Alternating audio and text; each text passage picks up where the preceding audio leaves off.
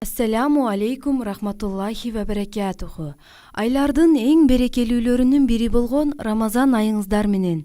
Бул айда жакындарыбызды конокко чакырып, дастарконубузду дүйүм тамактарга толтурабыз. Тамактардын ичинен дастарконго сөзсүз коюлгандардын бири курма. Курма менен ооз ачуу сүннөт болуп эсептелинет. Пайгамбарыбыз Мухаммад саллаллаху алейхи вассалам дагы дайыма курма менен ооз ачкан. Ал өзүнүн тогумдуулугу, жумшактыгы менен башка жемиштерден айырмаланып келет. Курма тууралуу Куранда дагы бир нече жолу эскерилип, өзгөчөлүгү айтылат. Өзгөчө, кош бойлуу айымдар жесе, өзүнө жана балага жакшы таасирин тийгизет. Мындан сырткары, кан басымы түшүп кеткен адамдарга сунушталат. Себеби курамында фруктоза көп болгондуктан жардамын берип, чарчаган адамды калыбына келтирет. Көп жумуш аткарган адамдар жесе дагы энергиялуу болуп, өзүн жакшы сезе баштайт. Окумуштуулардын изилдөөлөрүнө караганда, курма жана сүт менен бир канча жыл жашаса болот экен. Курма бир канча миң жылдан бери жакынкы чыгышта, Түндүк Африкада өзгөчө кургатылган жемиш катары бааланат.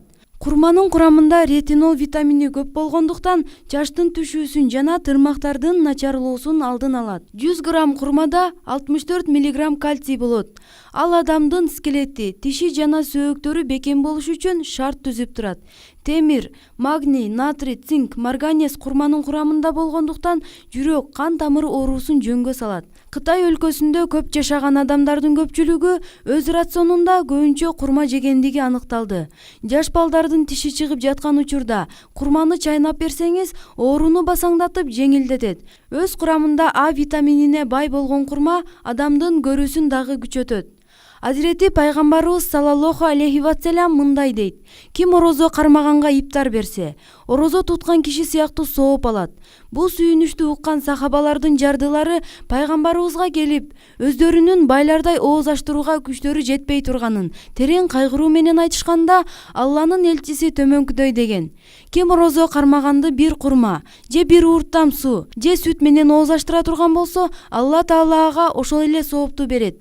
Демек, чын көңүлдөн мусулман бир тууганыбыздын оозун бир курма менен аштыра турган болсоңуз, Аллахым сообуну өзү берет. Курма деген сөз ыйык Куранда 20 жолу зикир кылынган жана дагы пайгамбарыбыз саллаллаху алейхи вассалам көптөгөн хадистеринде курманын пайдалуу жактарын айтып кеткен. Рамазан айында курма менен ооз ачып, сүннөттү тирилтүү менен бирге өз ден соолугубузга кам көрөлү, урматтуу момун мусулман бир туугандар. Пайгамбарыбыз саллаллаху алейхи вассалам бир хадисинде төмөнкүчө айткан: орозолуунун эки сүйүнүчү бар. Бири иптар маалында орозону ачуу сүйүнүчү, экинчиси тигил дүйнөгө барганда орозонун сыйлыгы менен тапкан сүйүнүчү.